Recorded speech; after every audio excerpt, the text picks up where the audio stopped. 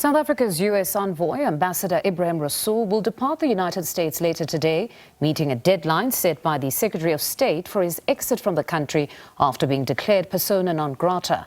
Ambassador Rasool says he leaves the United States with no regrets and will arrive in Cape Town on Sunday. For the latest on his departure and other issues in relation to the broader story, we speak to U.S. correspondent Sherwin Bryce-Peace, who joins us virtually from New York.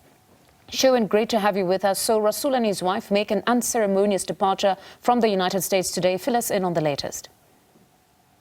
Well, a whirlwind over 2 weeks, I think, for Ambassador Ebrahim Rasool and his wife, who today will meet a deadline set by the U.S. Secretary of State, Marco Rubio, for his departure from this country. You will recall, Mfundo, that the ambassador lost his immunities and diplomatic privileges on Monday already. This was part of the persona non grata determination by the United States government after those controversial remarks he made to the Mapungubwe Institute for Strategic Thinking that they deemed inappropriate language linking the Trump administration to white supremacy, essentially getting this ambassador in hot water. So he departs today. He will fly via a Middle Eastern country. I've been asked not to be too specific about that, but I will also say that in my discussions with sources out of Washington, that they had to add additional security outside the ambassador's residence since his determination as a persona non grata, due, we understand, out of an abundance of caution. There wasn't a specific threat as far as we know, but given concerns around his safety, this precaution was taken. But they're all packed up, we understand, and they're heading to the airport today and will fly to South Africa. And I understand the arrival will be at around 11 a.m. Sunday morning local time. And we've also heard that there will be quite a contingent that will embark on the Cape Town International Airport to welcome the ambassador on his return to his home country and his home city. Indeed, those are in fact the reports. But we also got news this week that an umbrella organization known as Progressive International announced that a group of more than 100 progressive parliamentarians around the world put a joint statement condemning President Trump's executive order targeting South Africa. Who are these parliamentarians and what does the statement actually say? Yes, what is Progressives International? And I went to their website. They say our mission is to build a planetary front of progressive forces. So essentially a umbrella organization that under its umbrella has a lot of progressive forces, NGOs, parliamentarians, as is the instance in which we're talking about this. And they put out a statement, Mfundo. Let's just read you what that statement says. We, the undersigned parliamentarians from across the world, condemn the U.S. executive order targeting South Africa and call for its immediate repeal.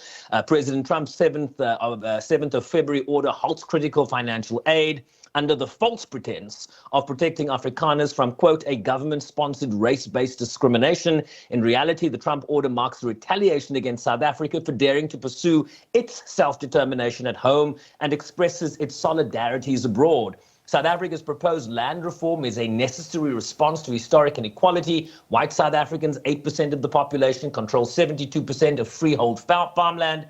Yet the U.S. now seeks to weaponize aid against South Africa's pursuit of social and justice in its own country. The humanitarian consequences they talk about, and then the order also echoes the darkest chapters of U.S. foreign policy, recalling its support for apartheid and its determination that the ANC at the time was, of course, a terrorist organization. You'll also recall that Nelson Mandela, South Africa's former president, way past his presidency, was deemed a terrorist by the United States in its official capacity.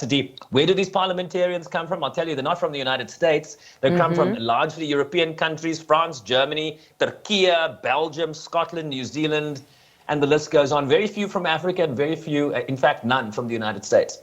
And EU summit, of course. South Africa EU summit just concluded, so it makes sense that a number of those parliamentarians would be coming from the European Union. But we also saw reports this week that the United States was delaying the disbursement of some of that $2.6 billion in climate finance from a World Bank fund to South Africa. What more do we know at this stage about this latest funding blow to the country?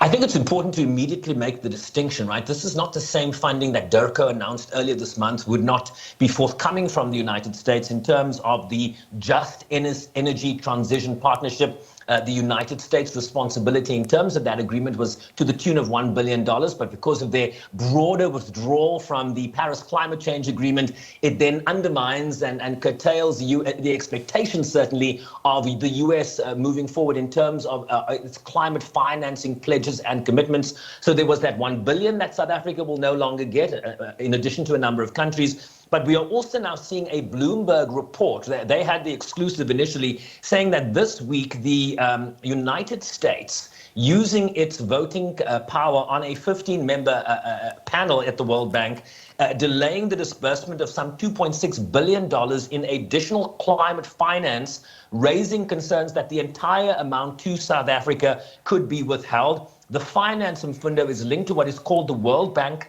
Climate Investment Fund. The United States is one of 15 countries, and each country on that fund has the ability to delay or stop the disbursements that were originally agreed to. According to their reporting, the U.S. representatives prevented the fund from approving a $500 million disbursement as part of the $2.6 billion to South Africa earlier this month. The financing would have unlocked additional multilateral bank financing for South Africa. So sometimes how these deals are structured is if you give so much, we'll give so much. And now the question becomes, if the U.S. now moves forward and withdraws the funding permanently here, does that then scupper all the other commitments that were made in terms of climate support to South Africa? And a lot of this money, of course, is going towards the transition from coal-powered energy development to cleaner energy. And this now seems to be, certainly a lot of questions about how South Africa moves forward here. And of course, just the latest blow to financing and to this relationship with the United States. Most certainly quite the blow, and quite a volatile time it is. Sherwin, thank you very much for joining us on The Full View. That's SABC News correspondent Sherwin Bryce-Peace speaking to us from New York.